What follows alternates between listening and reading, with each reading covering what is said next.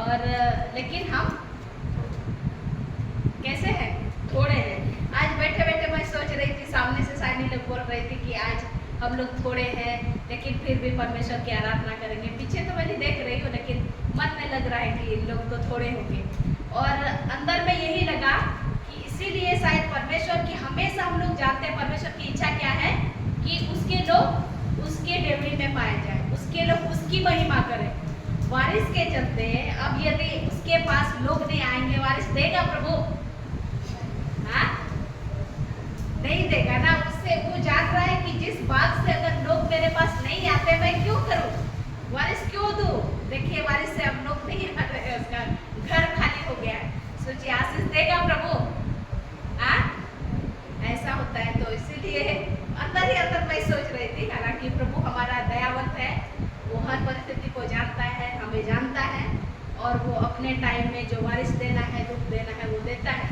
लेकिन मैं अंदर में सोच रही थी कि सही में वारिस के चलते अगर हम उसके भवन को खाली रखते हैं तो शायद वारिस नहीं देना ही उसके लिए ठीक है।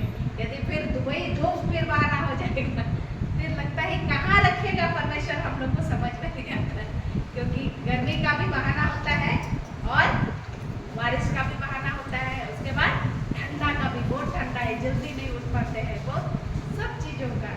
और परमेश्वर ने इसीलिए सारे वेदर को दिया ताकि हम सारे मौसम का आनंद ले और परमेश्वर की महिमा करें। हालेलुया। तो परमेश्वर का धन्यवाद हो, आज ये और अच्छा समय, अच्छा मौका हमें मिला है परमेश्वर के सम्मुख में आने का। ये हमारे लिए बहुत ही सौभाग्य की बात है कि हम परमेश्वर के सम्मुख में हम आते हैं। रस्करना कथा करना जेनों का ईश्वर बाबा ठेर पुन हिजुक करना और ईश्वर को सरहाव दाड़ेगा ना नहीं उत्तर है। ईश्वर कथा सुनिए ना, हम लोग परमेश्वर के वचन में से देखेंगे। और हम सोच रहे थे कि आज जैसे जवानों का संडे है और जवानों के संडे में हम किन बातों में बातचीत करें।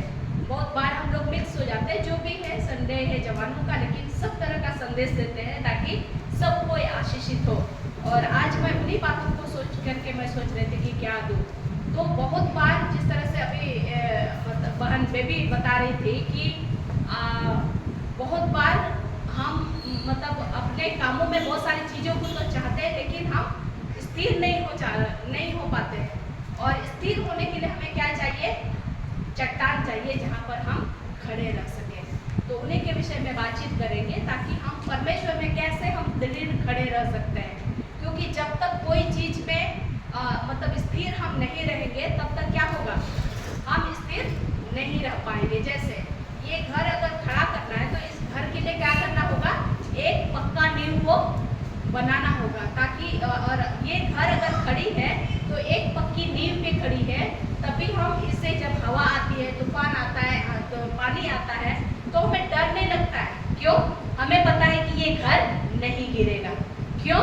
क्योंकि इसमें नींव मजबूत है कि मतलब जितना बर्दाश्त कर सके आंधी पानी को, उस तरह का नींव है। और इसीलिए हम इस घर पे आराम से रहते हैं कि ये नहीं गिरेगा। हमें एक इंश्योरेंस अंदर से एक हम अपने आप में हमको ये विश्वास है कि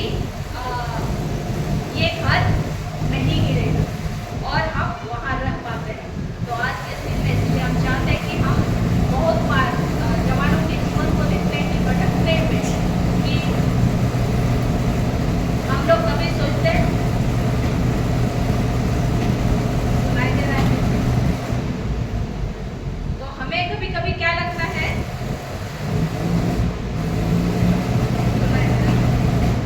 हमें लगता है कि हम क्या करें, है ना? मतलब कहाँ जाए, कैसे हम ये करेंगे तो हो सकता है पता नहीं हम असफल हो जाएंगे।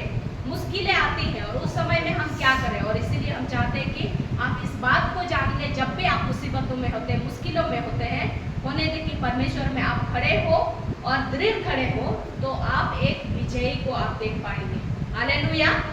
तो पहले बहुत बार हम क्या सोचते हैं कि हम चर्च आते हैं और जैसे वचन भी हम लोग पढ़ते हैं, उसके बाद हम लोग प्रार्थना भी करते हैं, सारी चीज़ें करते हैं, लेकिन बहुत बार क्या ये काफ़ी नहीं है परमेश्वर में खड़े होने के लिए?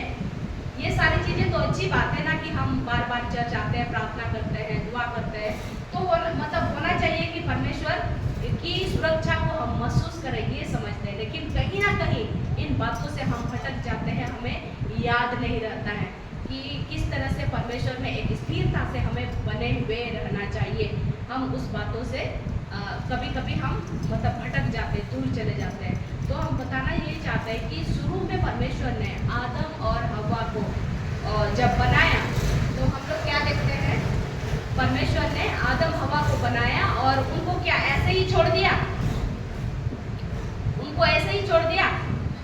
बोलिए नहीं, उनको बना करके क्या किया? उनके लिए स्थान भी बना दिया। एक तरह से हम यदि कहेंगे कि शुरू में जब परमेश्वर ने सृष्टि की, सबसे पहले पानी और क्या मतलब भूमि को अलग किया। ये भूमि सबसे पहले सोचिए कि मनुष्य की सृष्टि करने से पहले ही परमेश्वर को उनको चिंता था कि मेरे लोगों को भूमि की जरूरत है, जिससे मुझे उनको बनाना भी है और वहाँ उनको रखना भी है। ये भी हम लोग जानते हैं। तो हम लोग ने देखा कि आदम हवा को जब परमेश्वर ने बनाया, उसके बाद कहाँ रखा? उनके लिए एक अच्छी जगह को बनाया। तब यह हुआ, यदि हम लोग उत्पत्ति 1:2-15 में देखेंगे, तब यह हुआ परमेश्वर ने आदम को लेकर अदन की वाटिका में रख दिया कि वो उसमें काम करे और उसकी रक्षा करे।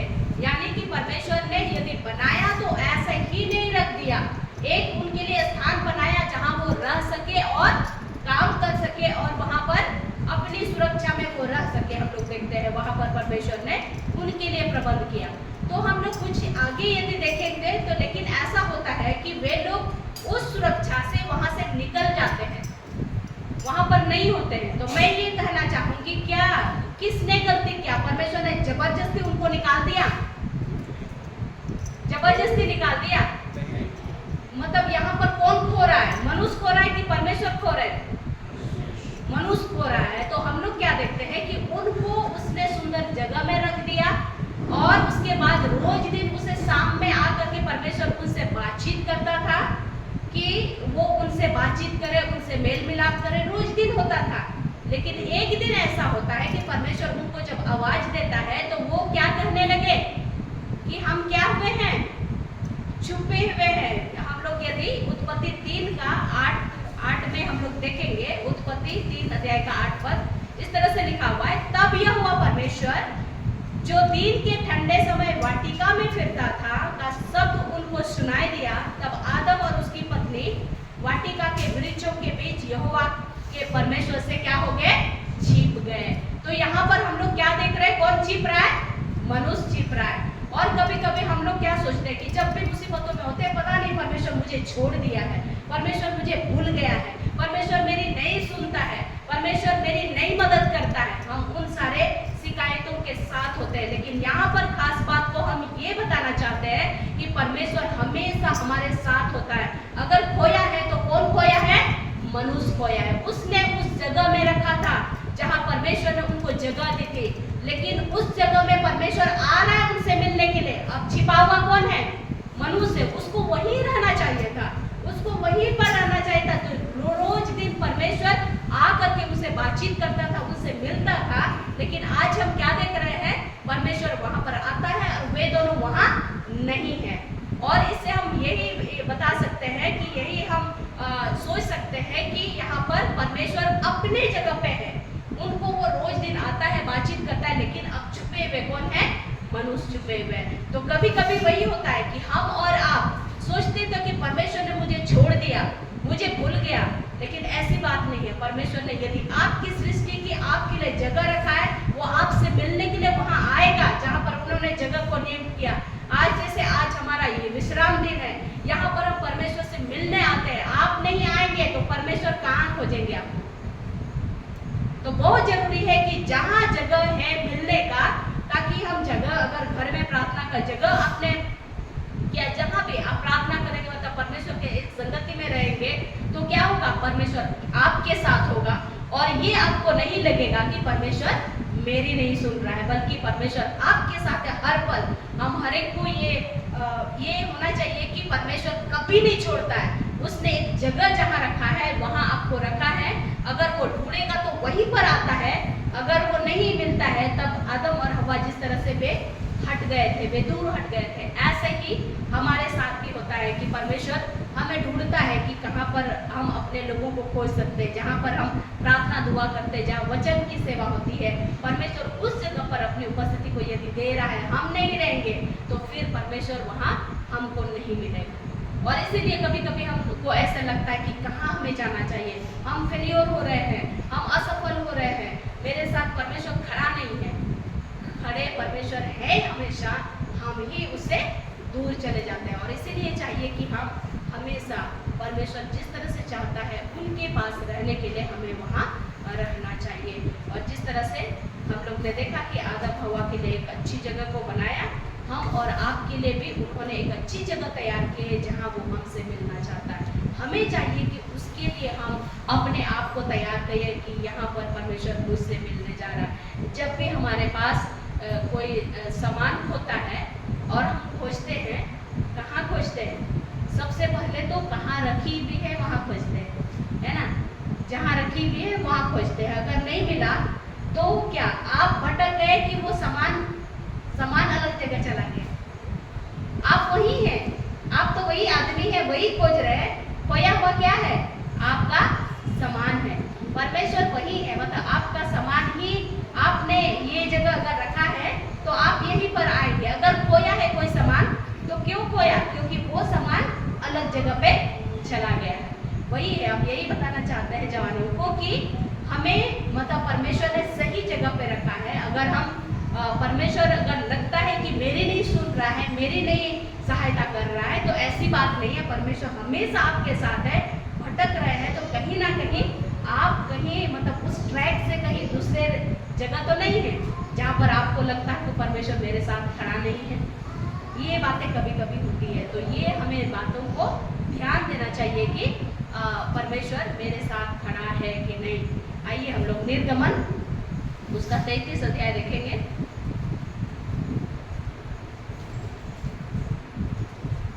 निर्गमन 33 अध्याय और उसका 21 और 22 पद। निर्गमन 33 अध्याय इसका 21 और 22 पद। किसी को भी मिलता है, पढ़ दीजिए। फिर यहोवा ने कहा, सुन, मेरे पास एक स्थान है, तो उस चट्टान पर खड़ा हो, और जब तक मेरा तेज तेरे सामने होकर चलता रहे तब तक मैं तुझे चट्टान के दरार में रखूँगा, और जब तक मैं तेरे सामने होकर ना निकल जाऊँ तब तक अपने हाथ से तुझे ढांपे रहूँगा। बहुत धन्यवाद।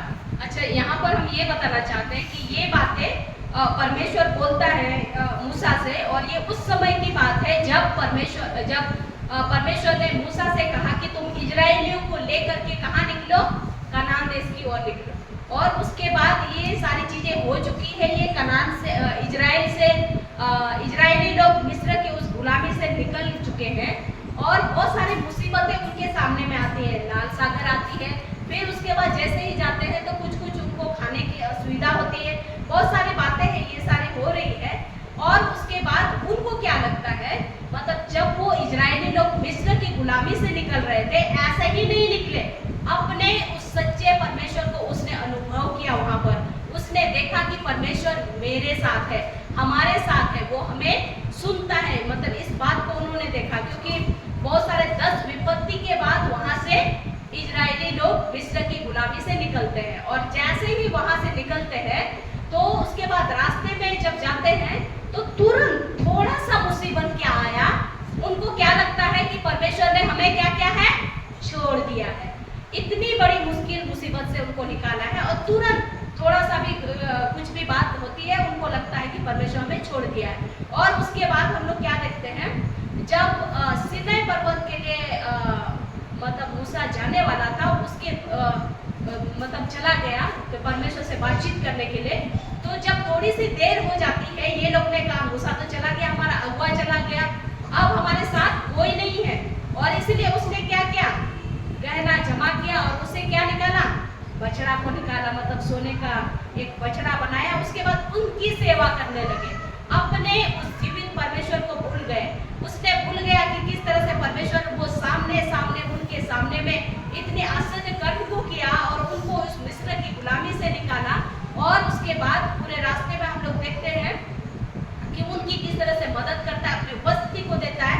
लेकिन थोड़ी देर के लिए जब उनके नजदीक में वो चीज नहीं होता है, उनको लगता है कि अब परमेश्वर ने हमें छोड़ दिया है। उनको होना चाहिए कि यदि परमेश्वर हमारे निकाला है हमें, हमारी इस जगह पर वो परमेश्वर रहेगा। वे तुरंत भटक जाते हैं तो उनका हमारा कहना ये है कि मतलब वे वहीं पर हैं, भटके नहीं है, लेकिन वहां पर उनका विश्वास भटक गया है। उसका मतलब परमेश्वर के साथ जो जुड़ाव होना चाहिए, जो एक कनेक्शन होना चाहिए, उनके साथ जो एक बंधन होना चाहिए, उससे हम देख रहे हैं वे ट्रैक को अपना दूसरी तरफ लेके जा रहे हैं, अलग चीजों पर उनका भरोसा को हम देख पा रहे हैं। तो यहाँ भी हम समझते हैं कि ये भी खो रहे हैं। परमेश्वर वहीं पर अपने लोगों को उस रास्ते में ही लेके जाना है, उनको एक परमेश्वर की अगुवाई की लीडरशिप में वे लोग वहां पर जा रहे हैं। लेकिन क्या देखते हैं वे लोग, यदि 32 अध्याय का हम लोग 30 से आगे तक में देखेंगे तो हम लोग देख सकते हैं कि किस तरह से उन्होंने बछड़े को बनाते हुए वहां पर उनका मतलब गलत चीज को वो लोग करते हैं, मतलब परमेश्वर को वो लोग दुखित करते हैं। और तब परमेश्वर इतना निराश होता है, उन्होंने कहा कि मैं उनको नाश कर दूंगा, खत्म कर दूंगा। लेकिन परमेश्वर मूसा बोलता है नहीं परमेश्वर, मेरा नाम को जीवन की पुस्तक से काट दीजिए, लेकिन अपने लोगों को जिनको मेरे लीडरशिप में आपने वहां से लेके आया उनको ऐसे मत करना। यदि हम लोग 32 का निर्गमन 32 अध्याय का 32 आसपास में देखेंगे तो वहां पर वही लिखा हुआ है कि आप मेरा नाम को जीवन की पुस्तक से काट दीजिए, लेकिन उनको आप कुछ मत कीजिए। लेकिन 33 पद में हम लोग क्या देखते हैं, यहोवा ने मूसा से कहा जिसने मेरे विरुद्ध पाप किया है उसी का नाम मैं अपनी पुस्तक में से काट दूंगा। जो पाप करते हैं, आप बहुत बार हम लोग क्षमा मांगते हैं, परमेश्वर मेरे परिवार के ये लोग को क्षमा कर दीजिए, वो क्षमा कर दीजिए, वो तो है, आप तो क्षमा मांगेंगे, लेकिन परमेश्वर सजा किसको देंगे, जिसने पाप किया है। लिखा हुआ है कि वो बोलता है कि मेरा नाम को अपने जीवन की पुस्तक से काट दीजिए, लेकिन वो बोलता है जिसने मेरे विरुद्ध में पाप किया, अगर इजरायली ने किया तो मैं उनके नाम को जीवन की पुस्तक से काट दूंगा, तेरा नहीं करूंगा। तो इस तरह हमारा परमेश्वर है। तो इस तरह से बातें करते हुए हम लोग देखते हैं कि तब परमेश्वर उनकी उन बातों को सोचता है, मूसा की बातों पर मन को लगाता है, और परमेश्वर ने उनको कहा अब ऐसे करो, मेरा गुस्सा इतना बढ़ गया है कि उनके साथ रहते यदि मैं रहूंगा तो उनको मैं पूरी रीति से नाश कर दूंगा, खत्म कर दूंगा, और इसीलिए अब ऐसे करो, तुम लोग जाओ, लेके जाओ, तुम्हारे बीच में मैं अब नहीं रहूंगा, तुम लेके जाओ। अब मूसा, उसका अगुआ मूसा क्या बोलता है, नहीं परमेश्वर। यदि हम लोग 33 का 12 पद में देखेंगे तो हम लोग क्या देखते हैं, मूसा ने यहोवा से कहा सुन, तू मुझसे कहता है इन लोगों को ले चल, परंतु यह नहीं बताया कि तू मेरे संग किसको भेजेगा। उन्होंने कहा क्या कि यदि इन लोगों को ले जाने के लिए कहता है तो कौन जाएगा, अगर आप नहीं साथ चलेंगे तो कौन जाएगा, ये सारी चीजें हम लोग कहते हैं। उसके बाद आगे परमेश्वर को वो बोलता है तेरा नाम मेरे चित्त में बसा है और तुझ पर मेरा अनुग्रह की दृष्टि है। ये तो आप बोलते हैं कि अनुग्रह हुआ है, तेरा नाम अब आपके चित्त में बैठा हुआ है, ये तो आप परमेश्वर बोलते हैं, लेकिन हमको कैसा पता चलेगा कि आप हमारे साथ है कि नहीं है। इस तरह की बातों को हम लोग देखते हैं कि दोनों में बातचीत होता है। और अंत में हम लोग 20 पद में यदि देखेंगे तो फिर से क्या बोलता है, फिर उसने कहा तू मेरे मुख का दर्शन नहीं कर सकता, क्योंकि मनुष्य मेरे मुख का दर्शन करके जीवित नहीं रह सकता है। तो हम लोग क्या देखते हैं, परमेश्वर इन बातों को मूसा को बता देता है कि तुम जीवित रूप में मेरे मुख का सीधे सीधे मेरा दर्शन नहीं कर सकते, क्योंकि तुम जीवित नहीं रहोगे। क्योंकि कहां से हमारी उत्पत्ति हुई है, आदम के वंशज में के वंशज, जिसने आदि पाप यदि आप में है तो सीधे सीधे आप परमेश्वर से बातचीत नहीं कर सकते हैं।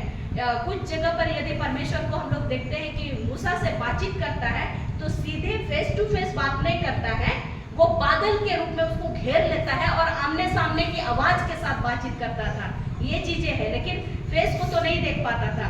तो हम लोग यहाँ पर क्या देख रहे हैं, परमेश्वर उनको वहां पर जब यहाँ पर उनको कहता है कि मूसा कि मुझे अब कैसे पता चलेगा कि आप हमारे इस झुंड के साथ हैं, आप हमारे साथ जा रहे हैं, आपने मिस्र की उस गुलामी से निकाला, हमें कनान तक आप लेके जाना चाहते हैं, तो होना चाहिए कि जिस तरह शुरुआत में आप थे हमारे साथ, आप भी आपको हमारे साथ होना चाहिए।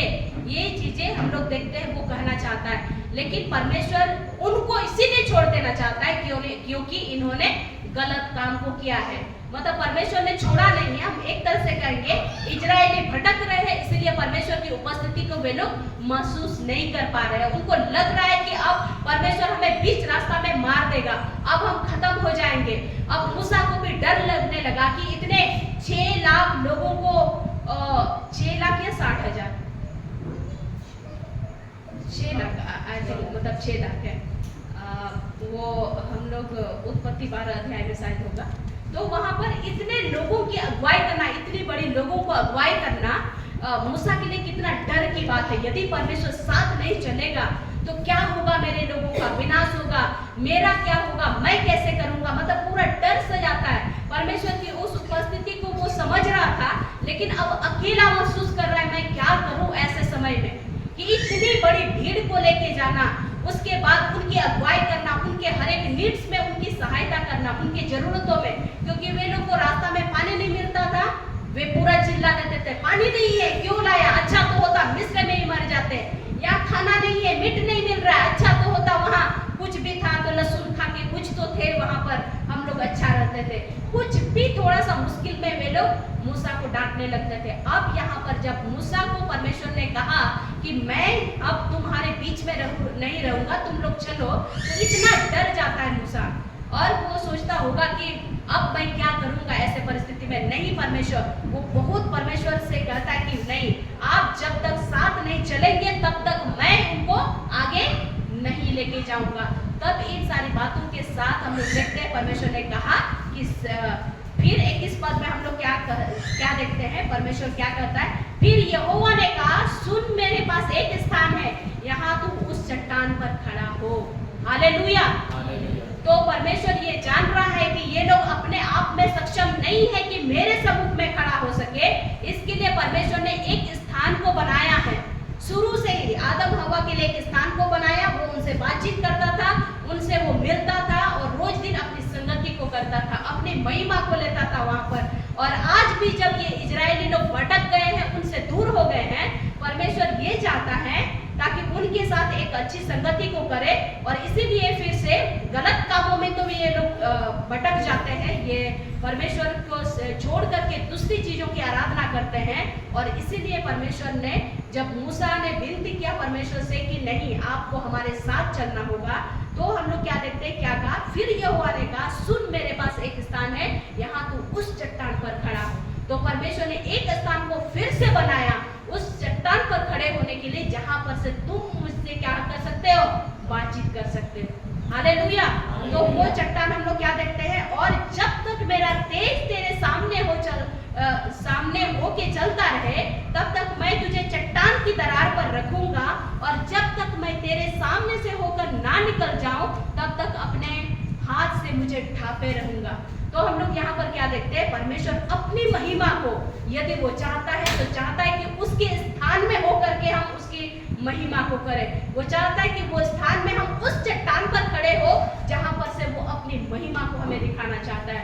और वो चट्टान और कोई नहीं, सब कोई जानते हैं वो चट्टान कौन है, हमारा प्रभु यीशु मसीह। यदि हम लोग पहला कुरिन्थी उसका 10 अध्याय का 4 पद देखेंगे तो क्या लिखा हुआ है, पहला कुरिन्थी उसका 10 अध्याय का 4 पद,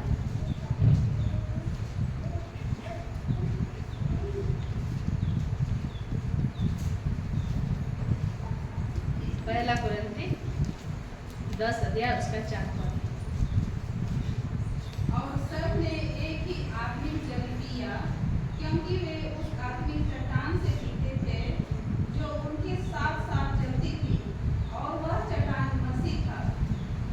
तो हम लोग क्या देख रहे हैं, और सब ने एक ही आत्मिक जल पिया। वो लोग जब वहां पर आत्मिक जल एक ही पिया कि जिस चट्टान से उनको पानी पिलाया गया, सबने पिया, और उनके साथ साथ चलती थी, और वो चट्टान कौन था, मसीह था।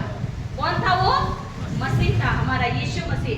तो यहाँ पर हम लोग क्या देख रहे हैं 33 पद में, 33 का इसमें, कि परमेश्वर उनको क्या कहता है कि मेरे पास एक स्थान है कि तुम क्या करो, उस चट्टान पर तुम खड़े हो। आज हम और आपको एक ऐसे चट्टान पर खड़ा होना होगा जहां पर हम स्थिर खड़े रह सकेंगे, जहां पर हम भटकेंगे नहीं। जब तक आप अपने द्वारा चलेंगे, अपने बुद्धि से, अपने समझ से आगे बढ़ेंगे, कुछ भी हो सकता है। यहाँ पर परमेश्वर को एक स्थिर चट्टान के रूप में हमारे लिए उन्होंने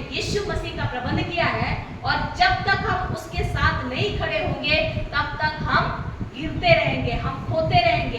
एक मतलब स्थिर नींव, एक घर को खड़ा होने के लिए क्या चाहिए? एक मजबूत नींव चाहिए। उसी रीति से हमारे आत्मिक जीवन में भी मजबूती से खड़े होने के लिए जब तक यीशु मसीह का नाम को आप स्वीकार नहीं करेंगे, अंगीकार नहीं करेंगे, तब तक क्या होगा? आप हिलते रहेंगे। बहुत जरूरी है कि हम सारे लोग चर्च आना और फिर वचन को सुन करके निकल जाना काफी नहीं है। आपको अपने जीवन के लिए यीशु मसीह को स्वीकार करना होगा, उसको अपना प्रभु मानना होगा, और तभी आप स्थिर खड़े रह पाएंगे। वो जगह वही है कि आपका हृदय में अब परमेश्वर अब वो रहना चाहता है। उस स्थान को अब परमेश्वर ने कहाँ बनाया है? आपके हृदय में। कि तुम्हारा हृदय क्या है? परमेश्वर का मंदिर है, जहाँ वो आपसे मिलेगा, जहाँ वो आपको आवाज को देगा, आपसे बातचीत करेगा। आपके हृदय में ही है परमेश्वर। और यदि उस हृदय में आप उसको जगह नहीं देते हैं, लगेगा कि आप भटके हुए हैं, परमेश्वर आपके साथ नहीं है, आप खोए हुए हैं। तो बहुत जरूरी है हम सारे जवान या फिर हम कलीसिया के लोग ये ध्यान देना जरूरी है कि हमारा हृदय परमेश्वर के लिए पूरी पूरी खुला है कि नहीं है। हमारा सिर्फ वचन को सुन करके निकल जाना तो सिर्फ बाहर बाहर होगा, लेकिन आप यदि उनको स्वीकार करते हैं, नहीं प्रभु मेरे जीवन को संभालने वाला, मेरे हृदय में आप रहिए, आप मुझे चलाइए, मेरे हृदय का प्रभु आप बनिए।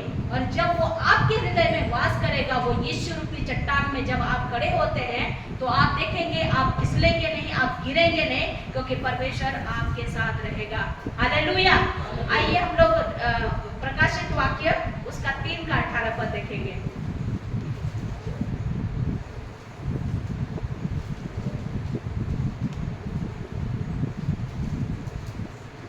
प्रकाशित वाक्य 3 का 18 पद।